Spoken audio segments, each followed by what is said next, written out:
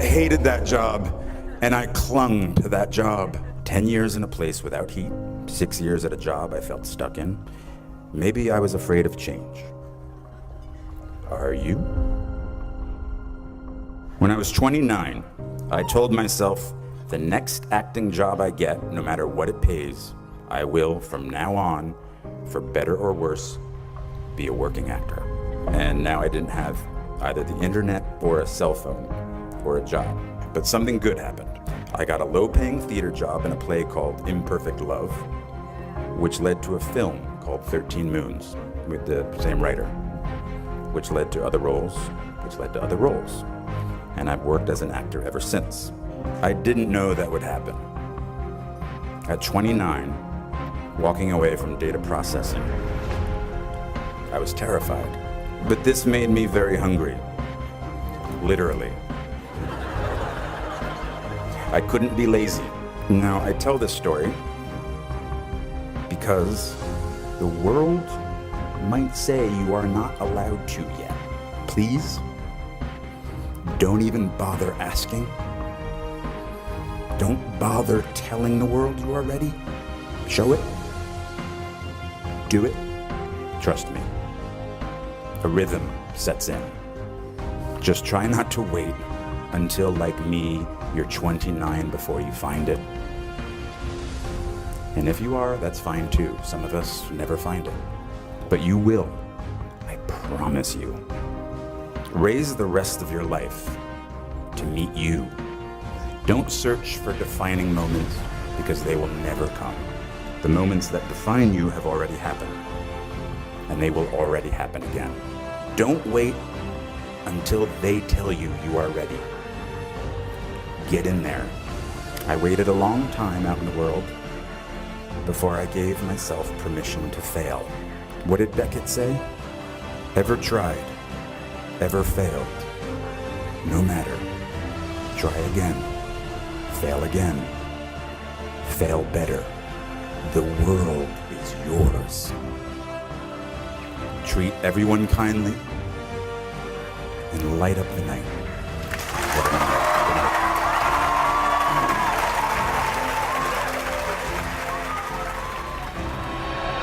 You know, my mother had me when she was 16 years old. And I used to sleep on the floor, and I had 8 uncles in that same house, and they did everything under the sun. You know, going in and out of prison. And my mother, she worked at Wendy's, and she would get off work at Wendy's, and I would be about the last kid sitting in the park, and I would be waiting on my mother because I didn't want to go home because, you know, every other day or every other week, our front door would get kicked in because my uncles, they sold drugs.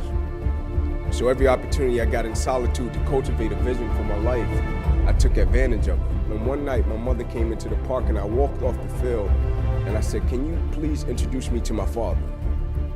Because I played every sport, and every sport I played, we had to show our birth certificates. And so every time I pulled out my birth certificate, I would always see my mother's name, but I never saw my father's name, and so it bothered me. And so she said, sure. And so my first encounter with my father, I shook his hand. I said, "Hey, man, how you doing?" He said, "Hey, little man." He said, "Man, I heard you could really play sports." I said, "Thanks. I heard you can too." I said, "But here's what I need you to do for me. I need you to pick me up every Friday night, work me out every Saturday morning, and you can take me back home after that. I don't need any money. I don't need any clothes. I just need to make it to the NFL so I can help my mother and my grandmother. Can you do that?" He said, "Yeah, I got you." And so he picked me up one Friday night. The first Saturday morning, he shakes me. It's 4 a.m. in the morning. I wake up, I'm wiping the cold out of my eyes. He said, "Little man, you said you wanted it, right?"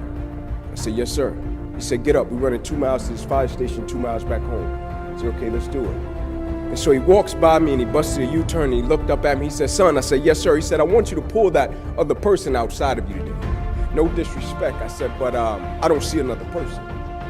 I said, "So I understand we have different lives and you have a job, and so if you're tired, I get it. You can go back in the house and you can go to sleep, but you're not stopping me from running to this fire station. I'm running to this fire station whether you go or not." And he looked at me, and what he said to me, it pierced my heart in such a way. He said, "Son, what I'm trying to get you to understand is no matter how hard you work, there is somebody on the inside of you that works even harder." He said, no matter how dedicated you are, there is somebody on the inside of you that's more dedicated. No matter how committed you are, there is somebody on the inside of you that's more committed. And you don't even know what commitment is yet. You think commitment is just saying, yes, I'll do it. But what commitment is staying true to what you said you were going to do long after the mood that you have set it in has left. Meaning on the days when you don't feel like doing what you said you would do, you get up and you do it anyway. That's what builds character. And he said, I need you to understand the concept that there's another person on the inside of you, because one day in your life you will face something that's a lot tougher than you, and your strength and your drive and your commitment and your work ethic won't do it. You will have to realize that it's something on the inside of you that's greater than anything that life can throw at you, and immediately I got it. And so when my life changed, not only did my football career end, I got a paralyzed right arm and hand behind me. Life changed overnight. But I was extremely grateful for it, because the whole time I understood that you have to tap into in order to get through one of the darkest, toughest, roughest moments of your life. There's another person on the inside of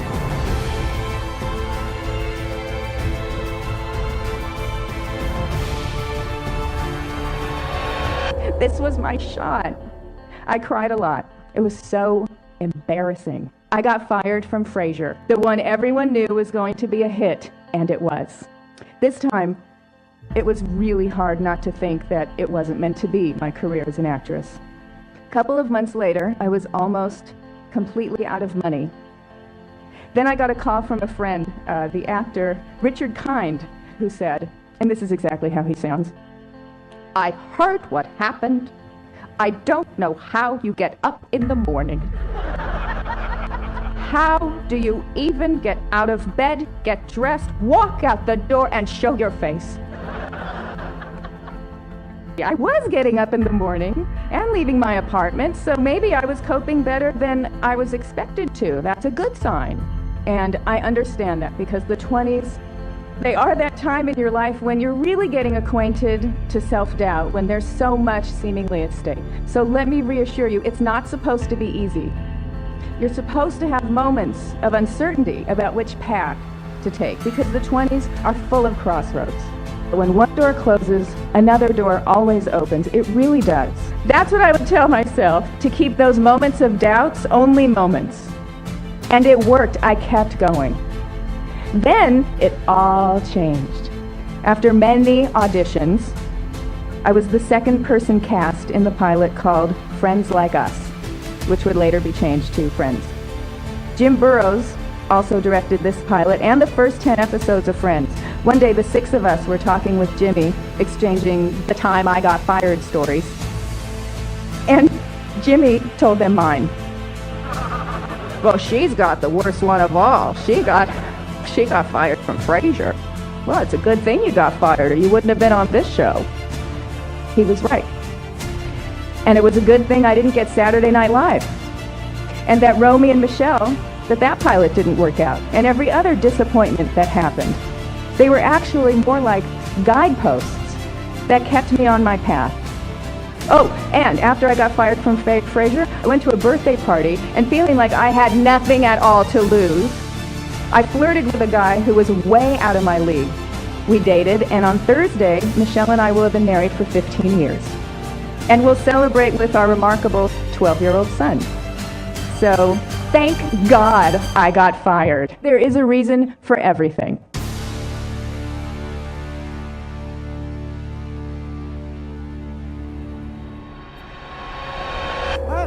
I failed for funny things that I failed a key primary school test for 2 times, and I failed 3 times for the middle schools. You know, for 3 years I tried to fill in the universities.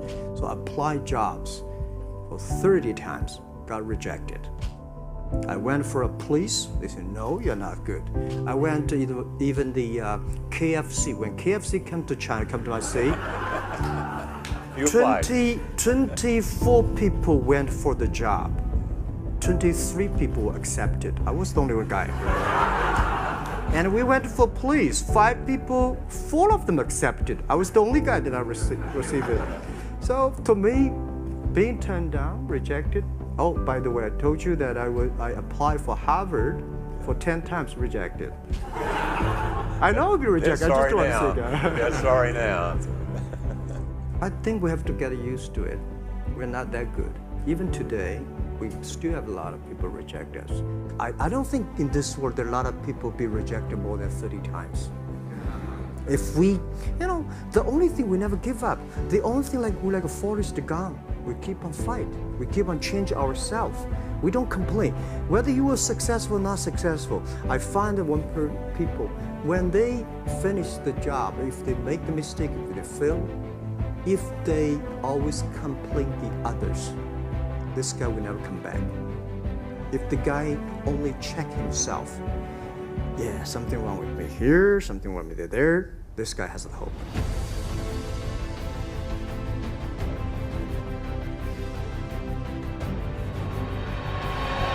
I said yes when I wanted to say no, I don't want to do that. He became physically violent with me. I'd never been in an abusive relationship before, and I felt as if I didn't have the profile of a woman who would ever be abused, verbally, emotionally, and sure not physically. And I remember when that relationship finally ended, and I was grateful that it ended and I was alive, because there were some days when my life was in danger. I had so much guilt and anger and blame, and more than anything, shame. How did I get here? And the bigger question was, how will I get out? How do I move from this place? I remember sitting in the doctor's office, sitting on the table, and she asked me a myriad of questions. She left the room and came back with a piece of paper in her hand, and she said, "Lisa, you are clinically depressed, and I need to give you this prescription." I looked at the piece of paper, and it said, Lisa Nichols Prozac.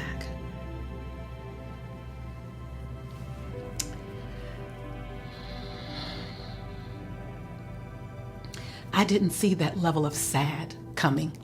I think when sad comes, you don't know it's coming. It's one little circumstance, another missed moment where you don't speak your mind, another moment when you don't say what's on your heart, another moment when you say yes and you really wanted to say no, another moment when you just put everyone else in front of you.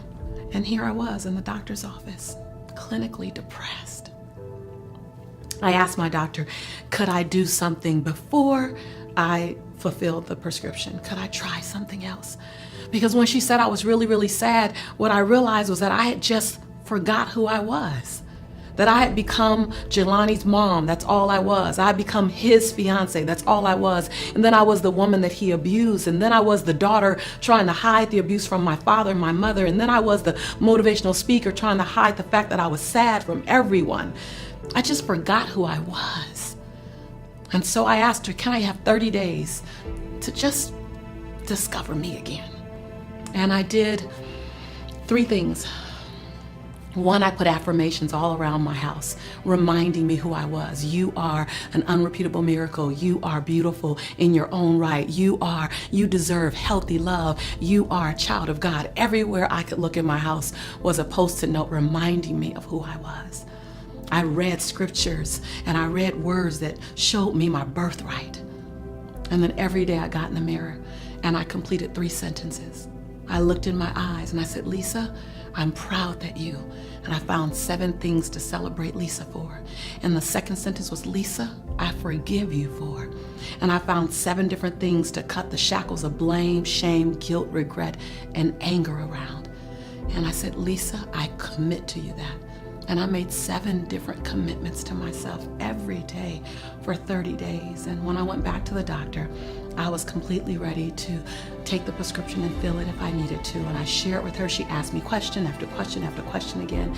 And then at the end, she goes, I have 2 questions for you, Lisa. I said, what? She said, what have you been doing for the last 30 days?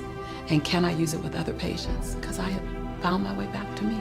And another moment that I'm super, super grateful for was when my daddy took me on my first date. I was 12 years old. And he took me out to a restaurant on the pier in Marina Del Rey.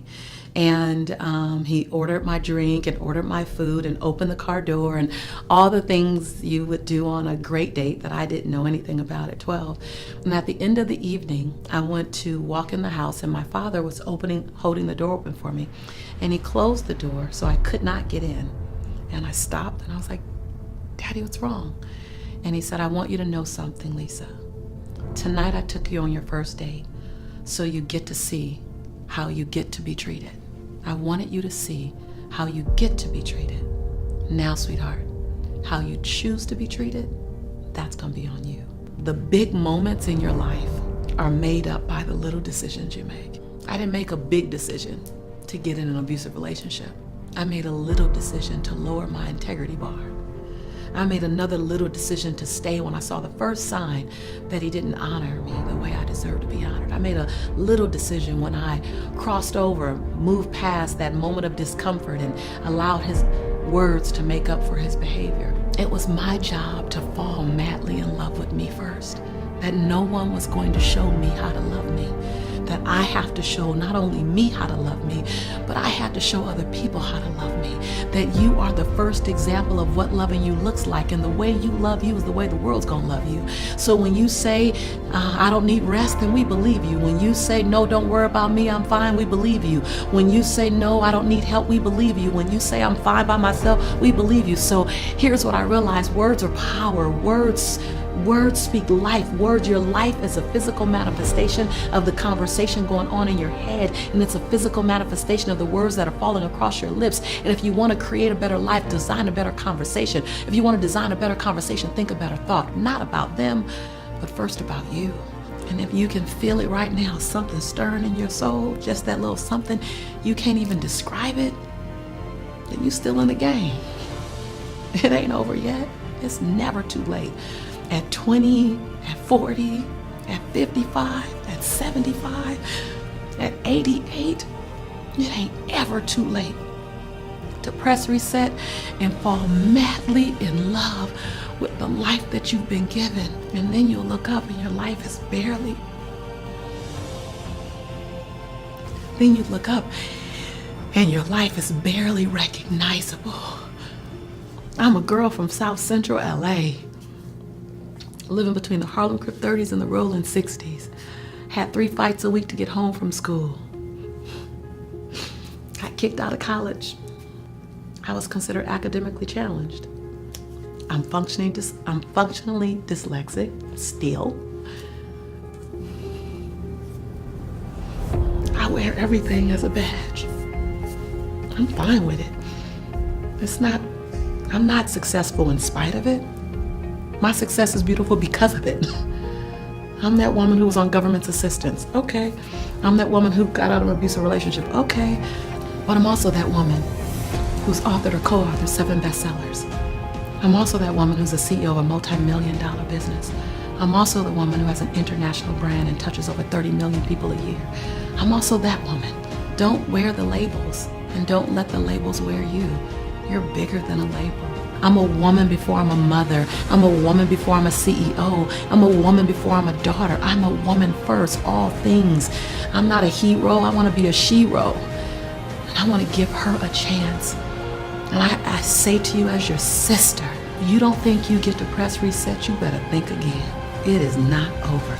Matter of fact, it just begun.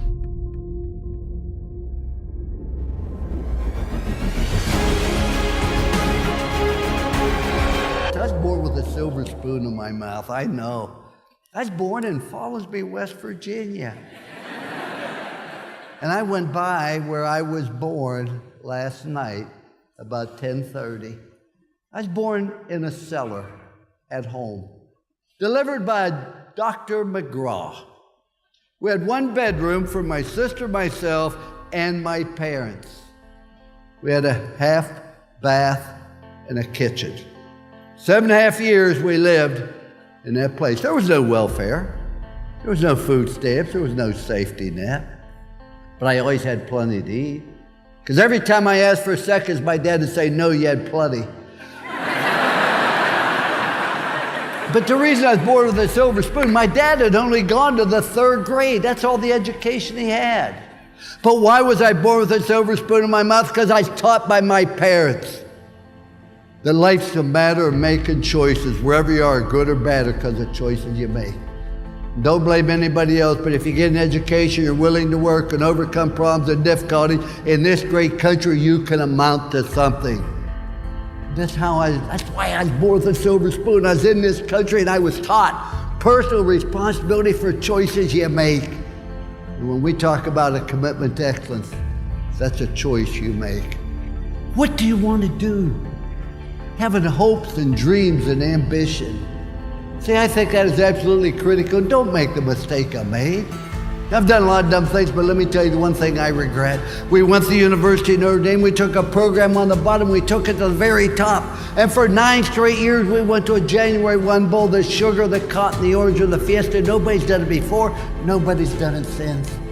We put it on top and we maintained it. That's the thing I regret the most. See, there's a rule in life that said you're either growing or you're dying. The tree's either growing or it's dying. So's grass, so's a marriage, so's a business, so's a person. Doesn't have a thing to do with age. My birthday candles cost more than a cake. But it has everything to do, am I trying to get better? Am I trying to prove we got on top and say, you know, this is pretty good, let's maintain it. Let's not take any risk. We finished second in the country at Notre Dame. Everybody called me an idiot. Guy finishes last in medical school, they call him doctor. That doesn't seem fair. When I left Notre Dame, I never thought I'd coach again. Where'd you go from Notre Dame? According to my mother, you go directly to heaven, you sit by the Pope. You don't coach anymore. And then I went to live in a town where the average age was deceased. And what I found out, I wasn't tired of coaching. You have to have something to hope for, something to dream. And even though you've done great things so far, what's going to happen now? I want to give you a simple plan. Life doesn't have to be complicated. I try to keep life simple. Do you realize there are only 7 colors of the rainbow? Only 7. Look what Michelangelo did with those 7 colors. There's only 7 musical notes. Look what Beethoven did with those 7 notes. There's only 10 numbers. Look what Bernie Madoff did with those 10 numbers. The point I make is it doesn't have to be complicated. See, you need 4 things in your life. If you don't have any of these 4 things in your life, you're going to have a tremendous void. See, everybody needs something to do. Number 2, everybody needs someone to love. Number 3, everybody needs someone to believe in. In my case, is Jesus Christ, our Lord and Savior. But the 4th thing you need in your life is you need something to hope for. There's never a right time to do the wrong thing. And there's never a wrong time to do the right thing. Just do what's right. I think it's right to be honest, right to be on time. See, ladies and gentlemen, enjoy life, have fun. You're going to have problems, you're going to have difficulties. That's part of life. And don't tell people about your problems. Do you know that 90% of the people don't care? And the other 10% are glad you got them. So you're better off to keep it yourself. You're going to have problems. But have fun with what you're doing. People say, did you have fun doing the ESPN? Not really. Because if you have fun being there, people have fun being around. Doesn't mean I don't do dumb things. And sometimes I wasn't real honest. Do everything to the best of your ability with time allotted. You know, ladies and gentlemen, not all of us be All-American. Not everybody can be first team. Everybody can be the best you're capable of being. And I want to tell you, if you want to fail, you have the right to fail. That's what's great about this country. You do not have the right to cause other people to fail because you don't do everything best of your ability. When you join a spouse, you bring a child in the world, you join a business, you join a team.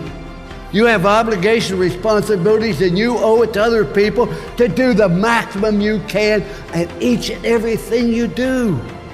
It's not complicated. And the last rule, to show people you care. And you walk in the room, your attitude, hey, here I am, look at me. It's not, no. Your attitude, there you are, how can I help you? I wish I knew those 3 rules when I was 21. I've used them for the last 40 years. There's a statue of me at Notre Dame. I guess they need a place for the pigeons to land, but if you go look at it, just don't look at 3 words on the pedestal. Trust, commitment, love.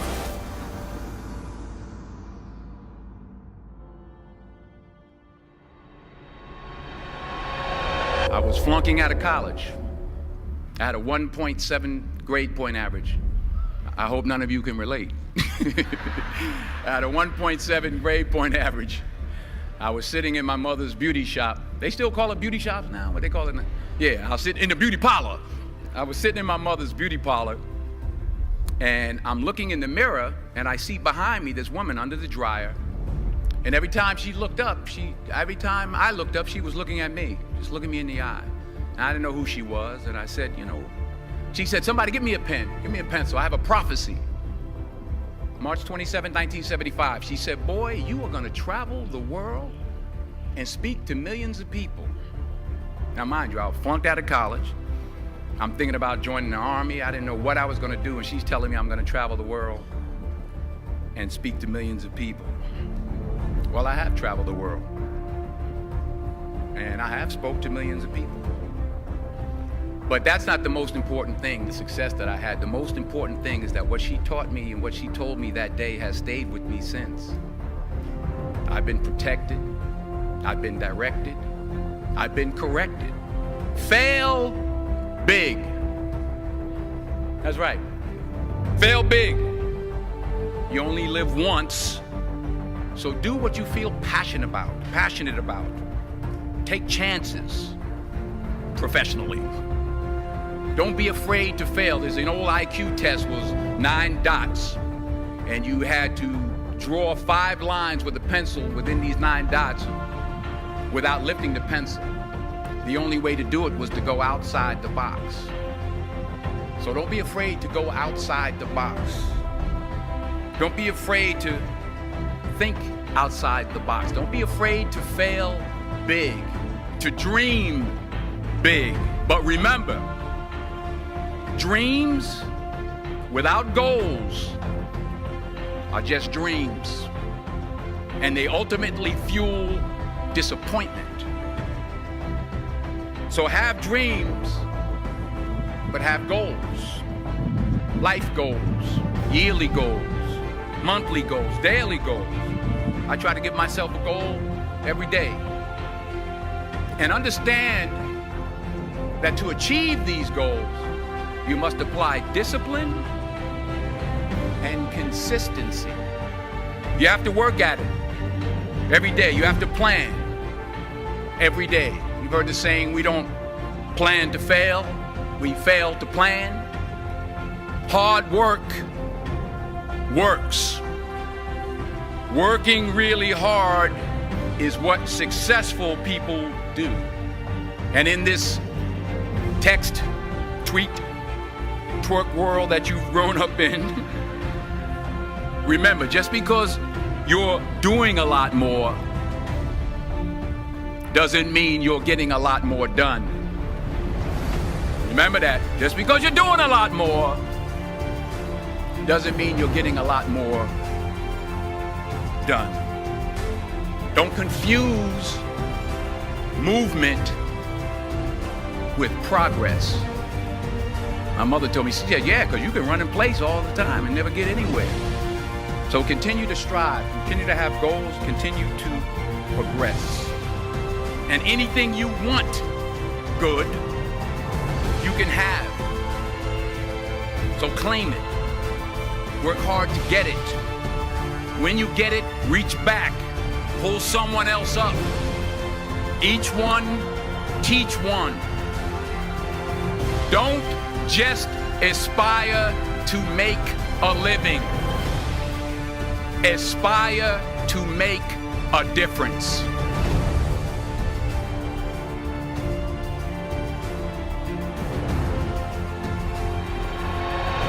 I was 18 years old when I got married. I belonged to a very conservative family, a Baloch family, where good daughters never say no to their parents. My father wanted me to get married, and all I said was, if that makes you happy, I'll say yes. And of course, it was never a happy marriage. Just about after 2 years of getting married, about 9 years ago, I met a car accident. Somehow my husband fell asleep and the car fell in the ditch. He managed to jump out, saved himself. I'm happy for him. But I stayed inside the car and I sustained a lot of injuries. The list is a bit long. Radius ulna of my right arm were fractured. The wrist was fractured. Shoulder bone and collarbone were fractured. My whole rib cage got fractured. But that injury that changed me and my life completely was the spine injury. Many people came to rescue. They gave me CPR. They dragged me out of the car. And while they were dragging me out, I got the complete transection of my spinal cord. Those 2.5 months in the hospital were dreadful. I was at the verge of despair. One day, doctor came to me and he said, well, I heard that you wanted to be an artist, but you ended up being a housewife. I have a bad news for you. You won't be able to paint again. Next day, doctor came to me and said, your spine injury is so bad, you won't be able to walk again. I took a deep breath and I said, it's all right. Next day, doctor came to me and said, because of your spine injury and the fixation that you have in your back, you won't be able to give birth to a child again.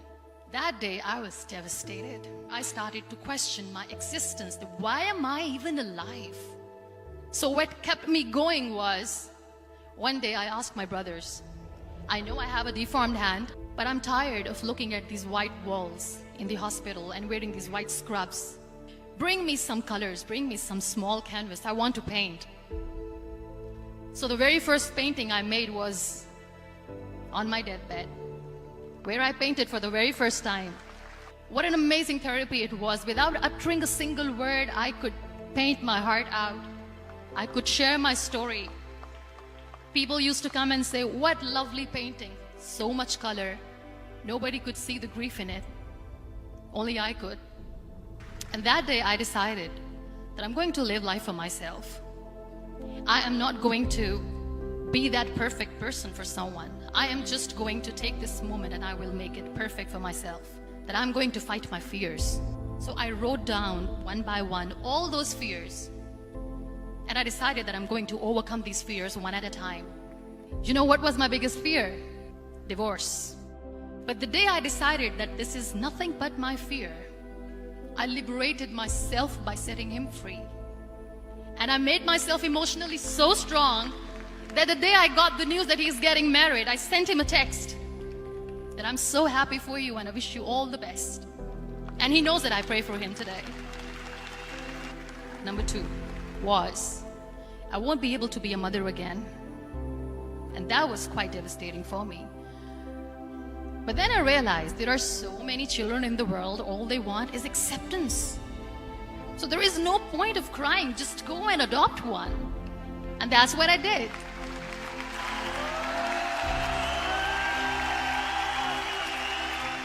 I gave my name in different organizations, different orphanages, and I waited patiently. 2 years later, I got this call from a very small city in Pakistan. I got a call and they said, are you Muniba Mazari? There is a baby boy and would you like to adopt? I could literally feel the labor pain. I said, yes, I am going to adopt him. I am coming to take him home. And that day, I was 2 days old, and today he's 6. You know, when you end up being on the wheelchair, what's the most painful thing? People think that they will not be accepted by the people because we, in the world of perfect people, are imperfects. So I decided to appear more in public. I started to paint. I have done a lot of modeling campaigns. I decided that I'm going to join the national TV of Pakistan as an anchor person. I became the National Goodwill Ambassador for UN Women Pakistan, and now I speak for the rights of women, children. I was featured in BBC 100 Women for 2015. I'm one of the Forbes 30 under 30 for 2016. So when you accept yourself the way you are, the world recognizes you. It all starts from within. We have this amazing fantasy about life. This is how things should work. This is my plan. It should go as per my plan. If that doesn't happen, we give up. I never wanted to be on the wheelchair. Never thought of being on the wheelchair. This life is a test and a trial, and tests are never supposed to be easy. So when you are expecting ease from life, and life gives you lemons, then you make the lemonade, and then do not blame life for that. It is okay to be scared. It is okay to cry. Everything is okay, but giving up should not be an option. They always say that failure is not an option. Failure should be an option, because when you fail, you get up, and then you fail, and then you get up, and that keeps you going. Embrace each and every breath that you are taking. Celebrate your life. Live it. Don't die before your death. Real happiness lies in gratitude. So be grateful, be alive, and live every moment.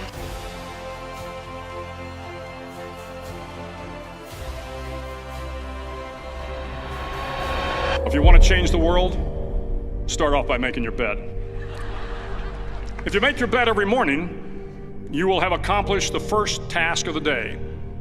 It will give you a small sense of pride, and it will encourage you to do another task, and another, and another. And by the end of the day, that one task completed will have turned into many tasks completed. Making your bed will also reinforce the fact that the little things in life matter. If you can't do the little things right, you'll never be able to do the big things right.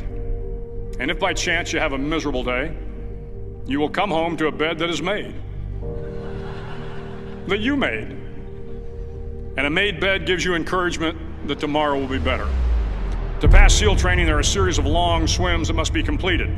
One is the night swim. Before the swim, the instructors joyfully brief the students on all the species of sharks that inhabit the waters off San Clemente. They assure you, however, that no student has ever been eaten by a shark, at least not that they can remember. But you are also taught that if a shark begins to circle your position, stand your ground. Do not swim away. Do not act afraid.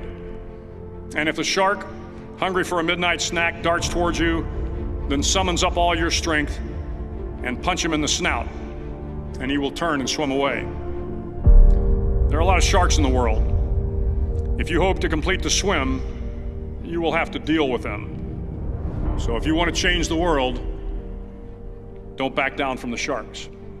Over a few weeks of difficult training, my SEAL class, which started with 150 men, was down to just 42. There were now 6 boat crews of 7 men each. I was in the boat with the tall guys, but the best boat crew we had was made up of the little guys, the Munchkin crew, we called them. No one was over 5'5". The Munchkin boat crew had 1 American Indian, 1 African American, 1 Polish American, 1 Greek American, 1 Italian American, and 2 tough kids from the Midwest.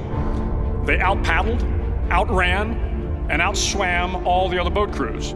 The big men in the other boat crews would always make good-natured fun of the tiny little flippers the Munchkins put on their tiny little feet prior to every swim. But somehow these little guys from every corner of the nation and the world always had the last laugh, swimming faster than everyone and reaching the shore long before the rest of us. SEAL training was a great equalizer. Nothing mattered but your will to succeed, not your color, not your ethnic background, not your education, not your social status. If you want to change the world, measure a person by the size of their heart, not by the size of their flippers. The 9th week of training is referred to as Hell Week. It is 6 days of no sleep, constant physical and mental harassment, and 1 special day at the Mud Flats. The Mud Flats are an area between San Diego and Tijuana where the water runs off and creates the Tijuana Sloughs, a swampy patch of terrain where the mud will engulf you. It is on Wednesday of Hell Week that you paddle down to the Mud Flats and spend the next 15 hours trying to survive this freezing cold, the howling wind, and the incessant pressure to quit from the instructors. As the sun began to set that Wednesday evening, my training class, having committed some egregious infraction of the rules, was ordered into the mud. The mud consumed each man till there was nothing visible but our heads. The instructors told us we could leave the mud if only 5 men would quit. Only 5 men, just 5 men, and we could get out of the oppressive cold. Looking around the mud flat, it was apparent that some students were about to give up. It was still over 8 hours till the sun came up. 8 more hours of bone-chilling cold. The chattering teeth and the shivering moans of the trainees were so loud, it was hard to hear anything. And then one voice began to echo through the night. One voice raised in song. The song was terribly out of tune, but sung with great enthusiasm. One voice became two, and two became three, and before long, everyone in the class was singing. The instructors threatened us with more time in the mud if we kept up the singing, but the singing persisted, and somehow the mud seemed a little warmer, and the wind a little tamer, and the dawn not so far away. If I have learned anything in my time traveling the world, it is the power of hope. The power of one person, a Washington, a Lincoln, King, Mandela, and even a young girl from Pakistan, Malala. One person can change the world by giving people hope. So if you want to change the world, start each day with a task completed. Find someone to help you through life. Respect everyone. Know that life is not fair and that you will fail often. But if you take some risks, step up when the times are the toughest, face down the bullies, lift up the downtrodden, and never ever give up. If you do these things, the next generation and the generations that follow will live in a world far better than the one we have today. And what started here will indeed have changed the world for the better.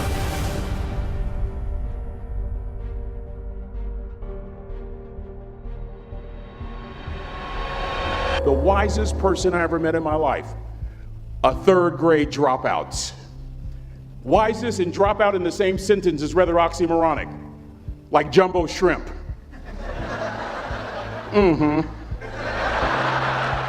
Like fun run, ain't nothing fun about it. Like Microsoft Works, y'all don't hear me. I used to say like country music, but I've lived in Texas so long, I love country music now. I hunt, I fish, I have cowboy boots and cowboy, y'all, I'm a black neck redneck. Do you hear what I'm saying to you?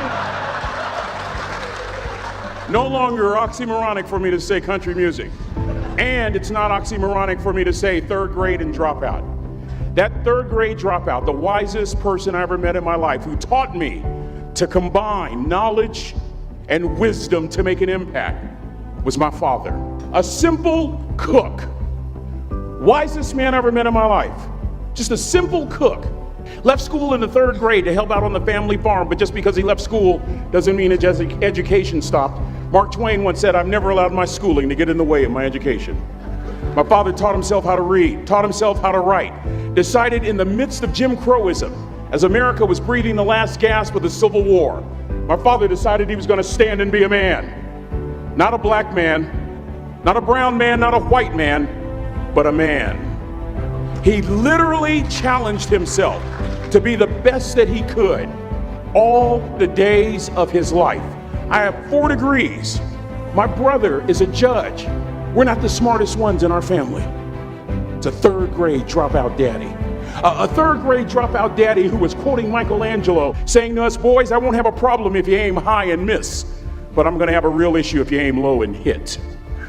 A country mother quoting Henry Ford, saying if you think you can or if you think you can't, you're right.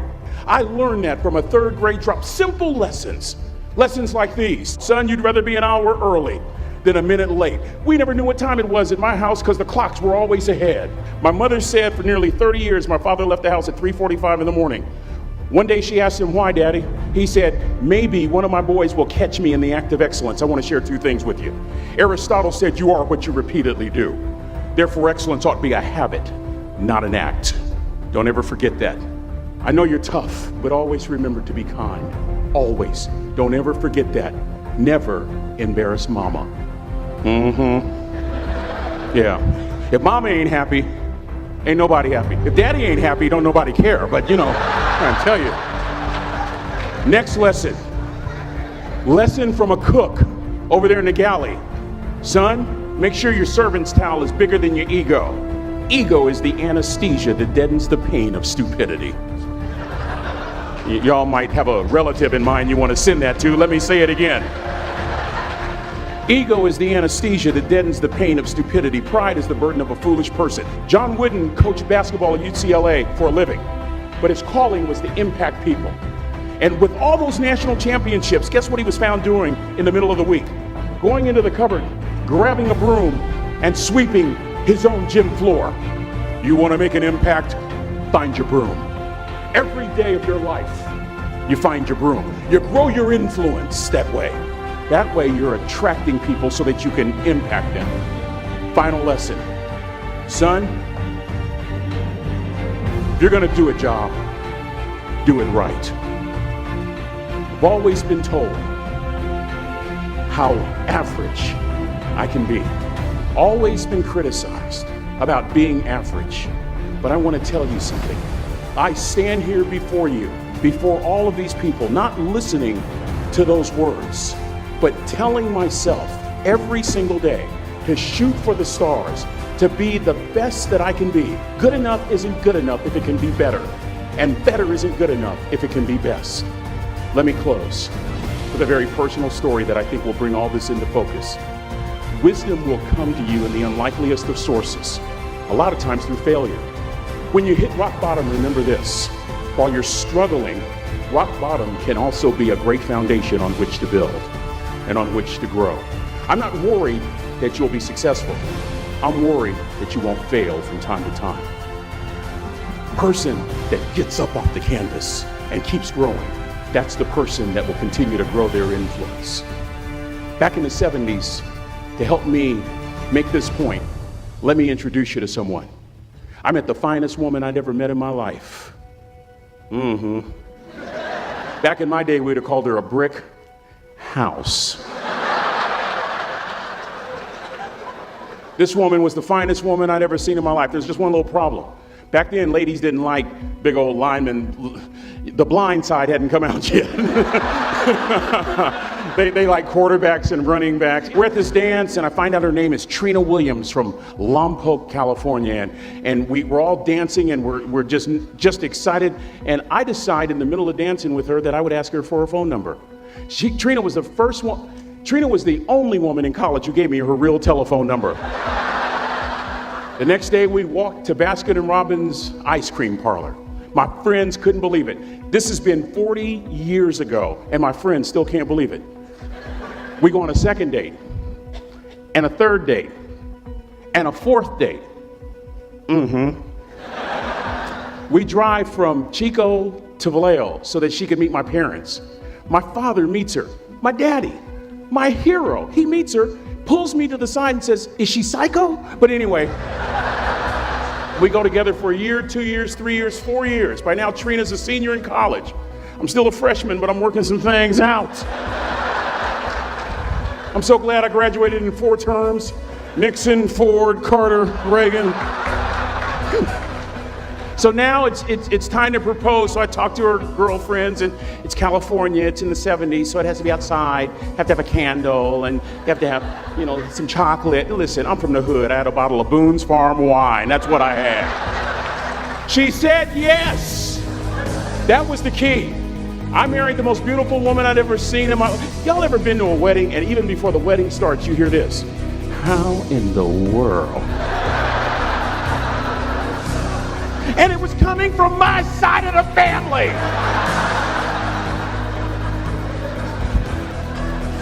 We get married, we have a few children, our lives are great. One day, Trina finds a lump in her left breast. Breast cancer. 6 years after that diagnosis, me and my 2 little boys walked up to Mommy's casket. And for 2 years, my heart didn't beat. If it wasn't for my faith in God, I wouldn't be standing here today. If it wasn't for those 2 little boys, there would have been no reason for which to go on.